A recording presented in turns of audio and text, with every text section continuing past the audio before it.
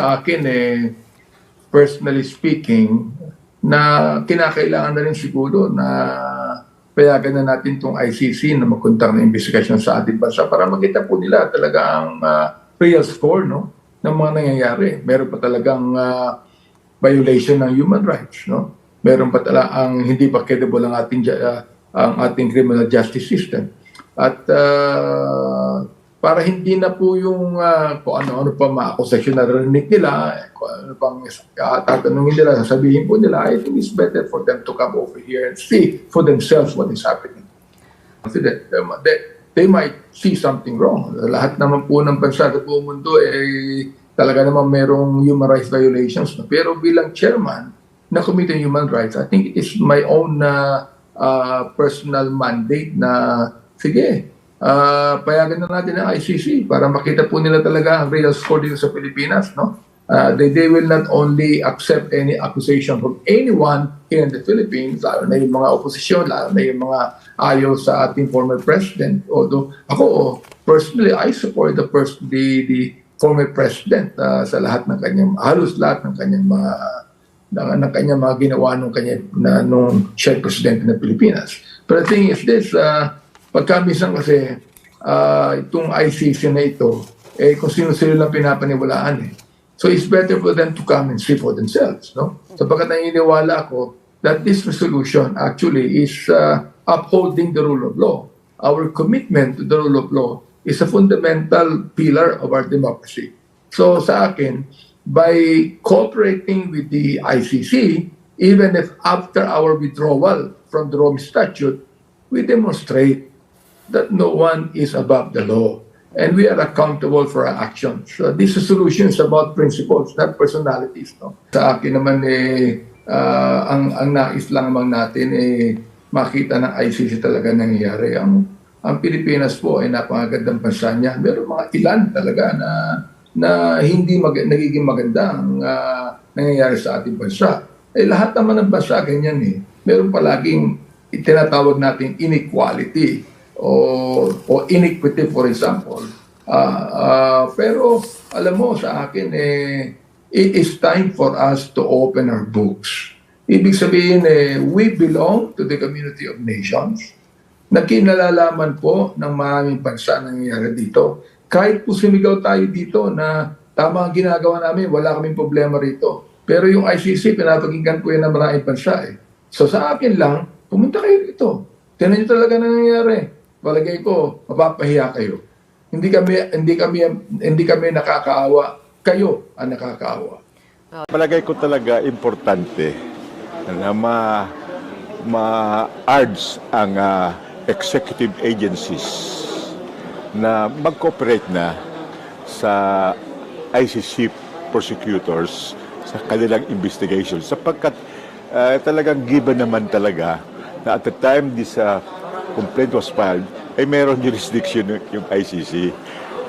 Yung subsequent withdrawal ng Pilipinas did not retroact.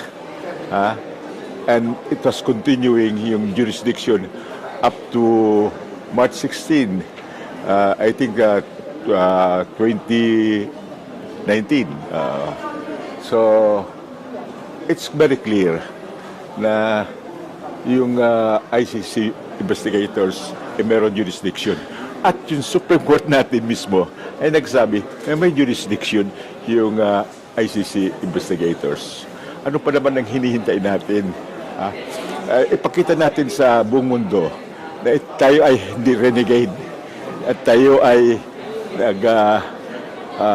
susunod sa international rule or world order at yung tinatawag natin na talagang kailangan sundin yung rule of law, both domestic and international. Paano po sa palagay ninyo na magiging open si President Marcos po dito sa idea na to? Kasi kung ang pagbabatayan po yung mga sinasabi ng SOLJEN, ng DOJ, close na sila sa ICC Pero pagdating kaya sa Presidente, ano yung dapat mangyari o gawin? Palagay ko naman ay ang ating Pangulo ay titingnan yung sentiment ng Kongreso, ng House of Representatives. At sa mundo naman, wala naman na cross pwedeng ma-open. So, yung mga executive agencies ay pwedeng magpalit ng isip kung talagang nakikita nila na tama talaga mag-cooperate ang ating bansa sa investigasyon ng ICC. Kung sabi niyo po kanina, ano po ba yung hinihintay natin? No? Bakit po kaya sa tingin niyo ngayon lang, no, tinakil talaga rin ito, even the majority filed the resolution, even the chairman po ng human rights? Kami naman talagang matagal na namin hinihiling yan na kailangan mag-cooperate na. Palagay ko may mga pagpapalit sa pananaw ng majority na talagang kailangan na sundin natin ang rule of law at yung world order na kailangan mag-cooperate fully ang ating bansa sa investigasyon ng prosecutors ng ICC. And we should not, ulitin ko, we should not be a renegade in the international order. Ano po kaya, sir, sa tingin niyo yung dahilan na nagpudyok po sa majority, na nagpalit nga po yung kanilang pag-iisip tungkol nagbago? Your guess is as good as mine. Ano yun, sir? Kayo na mag-articulate na sa isip niyo. Ano po ba yun? Ano po yung naiisip ninyo, sir? Well, sa palagay ko, wala naman talagang pananaw, wala naman talagang programa, o wala naman na intensyon na hindi nagpapalit. Palagay ko, merong mga talagang valid reasons kung bakit kailangan magpalit ng desisyon ang administrasyon. May kinalaman din po kayo support sa leadership. Ano And yun? may kinalaman din po kaya ito dun sa kasunod kasi po ng resolution na support sa leadership. Matapos nga pong parang dungisan kumbaga ni dating Pangulong Duterte yung yung Kamara. Wala, sa aking pananaw, sinusunod natin lang ang rule of law. Kasi mahirap naman sabihin ko sa inyo na yung hindi ko talaga alam completely. Mayroon din akong hinala, pero hinala lamang yan. But gusto kong sabihin lang, we follow the rule of law. Kung talagang susunod natin ang rule of law, kailangan tayo mag-cooperate sa ICC investigators. Sir, since magpapatawag na rin ng resource speaker sa susunod na pagdidig, sa tingin niyo po ba napapanahon na din para ipatawag din si dating Pangulong Duterte or mga parte ng dati niyang administrasyon na dawit or involved din dito sa war on drugs? Hindi natin linilitis yung merits of the complaint.